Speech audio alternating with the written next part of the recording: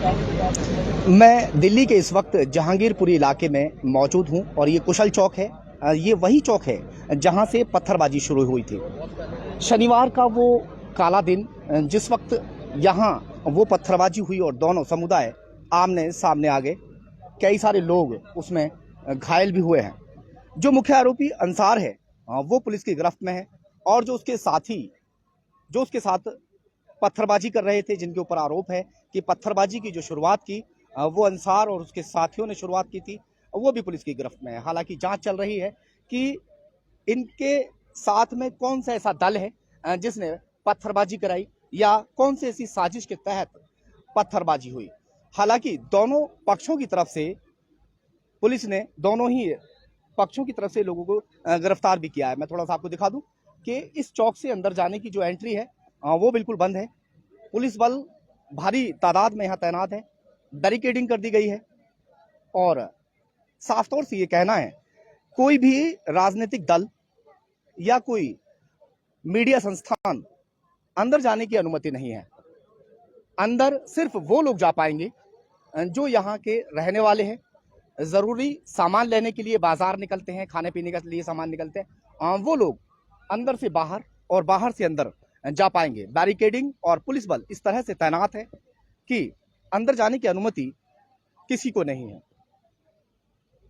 जो यहाँ के रहने वाले लोग हैं सिर्फ वही अंदर जा पाएंगे और वो भी जरूरी काम के लिए।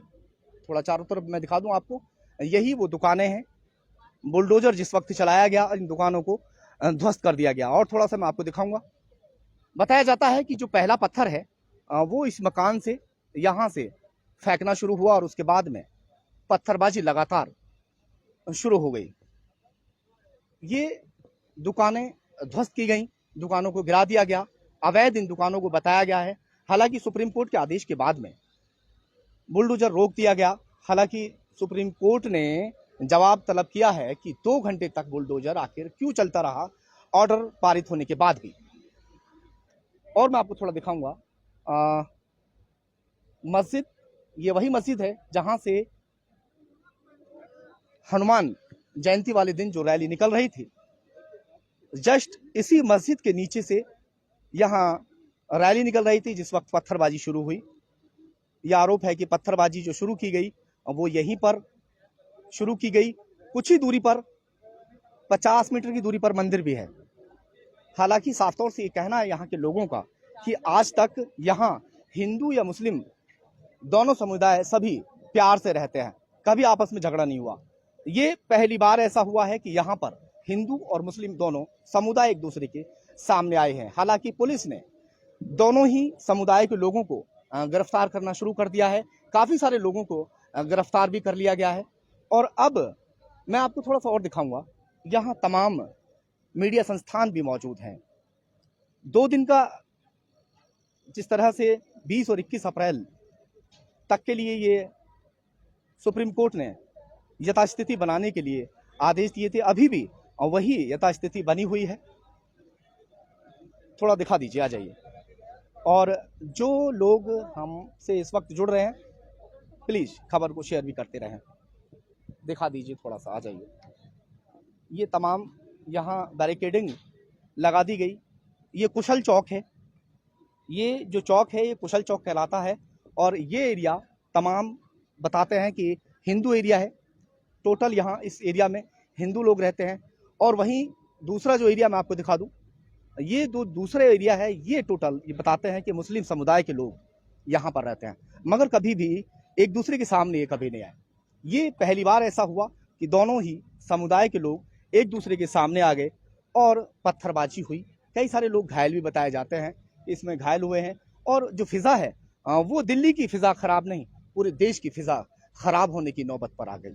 क्योंकि दिल्ली हिंदुस्तान का दिल है और अगर दिल में ही कोई छेद करेगा तो पूरा शरीर कहाँ बच पाएगा। पूरा हिंदुस्तान में इस वक्त सिर्फ जहांगीरपुरी का ही जिक्र है।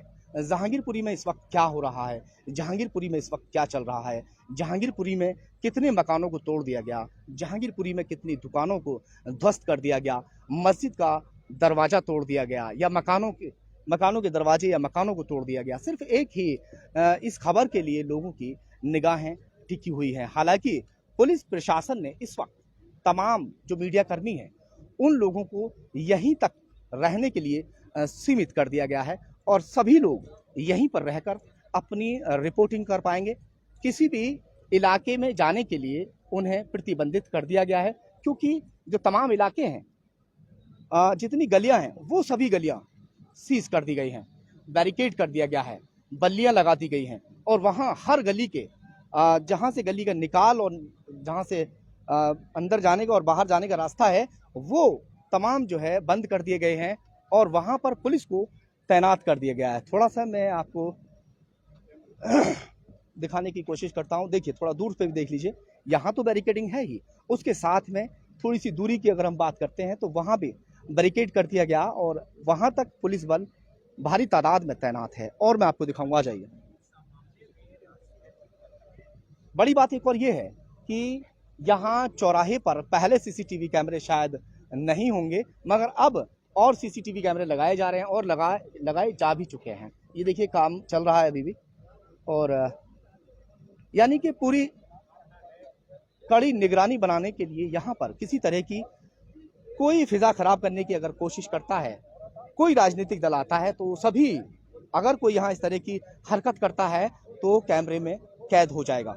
इसीलिए कड़ी निगरानी बनाने के लिए यहाँ पर सीसीटीवी कैमरे जो हैं वो लगा दिए गए हैं कि आगे कोई भी ऐसा दल यहाँ आकर कोई ऐसी हरकत ना कर सके कि जिसकी वजह से जो आग अब जहांगीरपुरी की जो आग ठंडी हुई है वो दोबारा से वो आग ना लग पाए।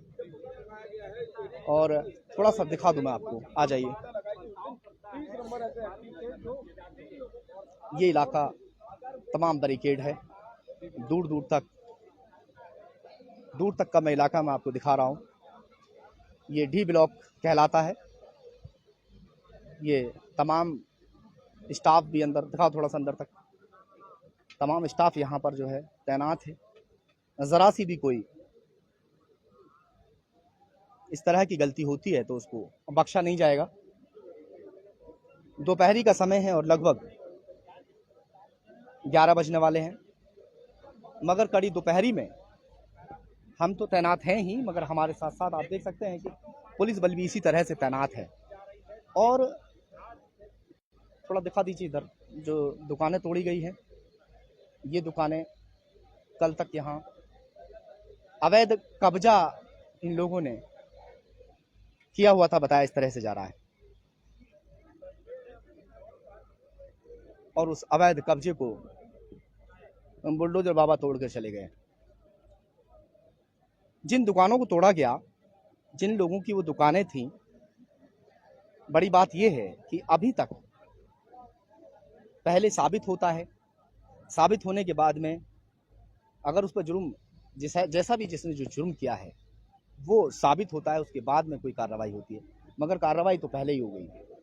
चलिए, ऐसी हरकत चाहे कोई भी करे, हरकत हिंदू और मुसलमान को लड़ाने की हरकत चाहे जो भी करे, उसके साथ कार्रवाई तो ऐसी कड़ी होनी चाहिए ताकि आगे 100 बार वो सोचने पर मजबूर हो जाए कि अगर मैंने ऐसा किया तो बुलडोजर बाबा तो चलेगा ही चलेगा।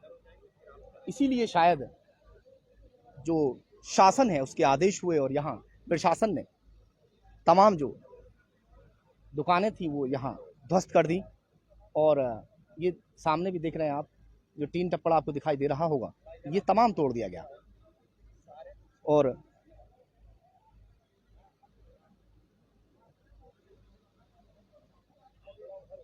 पुलिस के जवान कड़ी दोपहरी में यहाँ पर तैनात हैं, पसीना टप टप टपक रहा है और बंदूक लेकर जवान यहाँ अपनी ड्यूटी निभा रहे हैं। और कोई भी गलती अगर कोई यहाँ के करता है तो किसी भी सूरत में उसे बख्शा नहीं जाएगा।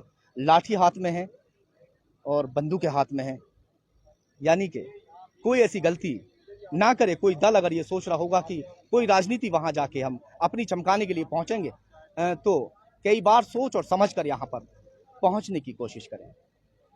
खबर को हमारी शेयर भी करते रहें, जो भी हमसे जुड़े हुए हैं वो खबर को लगातार शेयर करते हैं। मैं आपको दिखा रहा हूँ यहाँ का जो इस वक्त का माहौल है। ये देखिए, सीसीटीवी कैमरे बिछाने के लिए ये लाइनें बिछाई जा रही है।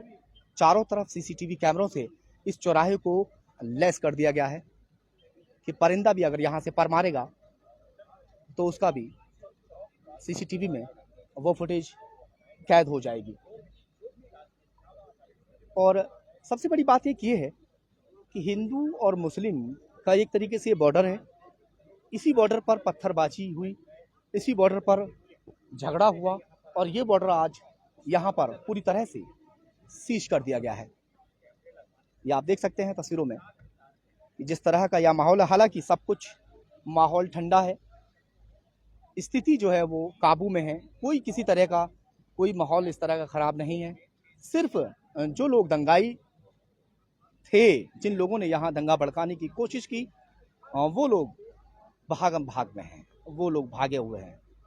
और दोनों ही पक्षों के लोगों में से लोगों की गिरफ्तारी हुई है।